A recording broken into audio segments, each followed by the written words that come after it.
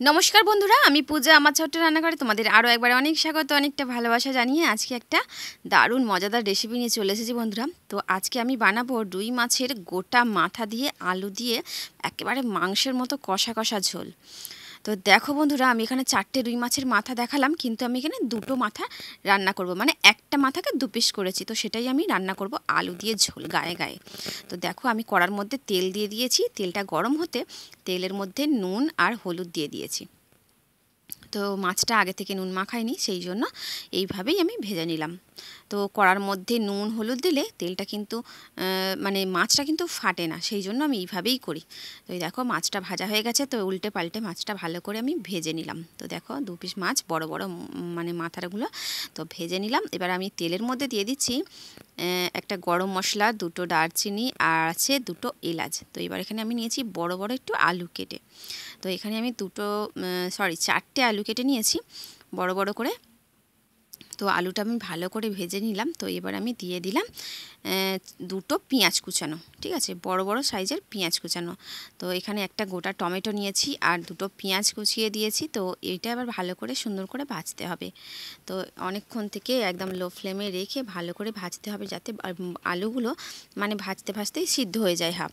তো এই দেখো বন্ধুরা, আমি এবার আলুর মধ্যে নুন দিয়ে দিলাম। তো আলুর মধ্যে টমেটো পেঁয়াজ দিয়ে দিয়েছি, তারপরে নাড়াচাড়া করে নুনটাও দিয়ে দিলাম। তো এই দেখো বন্ধুরা, এখানে আমি আদা আর রসুন গ্রেট করে রেখেছিলাম, তো সেটাই আমি দিয়ে দিলাম। তো মশলা বাটার ঝামেলা ছাড়াই আমি এইভাবেই রান্না করি। তো দারুণ টেস্ট হয় বন্ধুরা। তো দেখো বন্ধুরা, তোমরা কিন্তু বাড়িতে একবার এইভাবে ট্রাই করে দেখো বন্ধুরা, তো ভীষণ ভালো লাগবে। আর তোমরা আমাকে নিজেরাই কমেন্ট করে বলবে যে দারুণ রেসিপি। তো দেখতে পাচ্ছ আমি ভালো করে কষিয়ে নিলাম।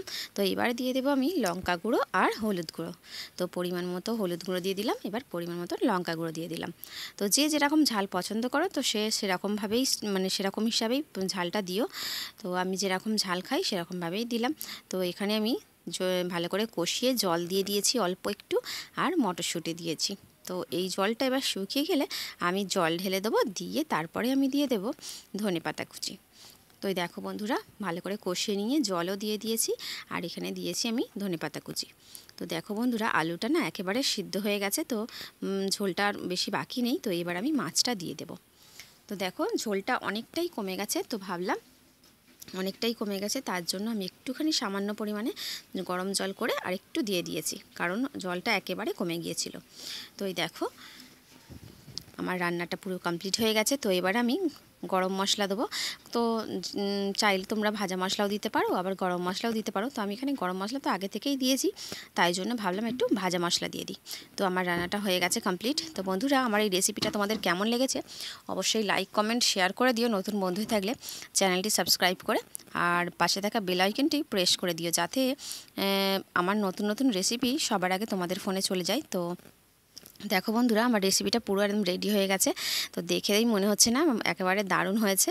তো সত্যি দেখতে যতটা সুন্দর হয়েছে, খেতে কিন্তু ঠিক ততটাই সুন্দর হয়েছে। তো চলো বন্ধুরা, আজকের মতো এতটাই। দেখা হচ্ছে আরেকটা নতুন রেসিপি নিয়ে। সবাই খুব ভালো থেকো, সুস্থ থেকো, টাটা।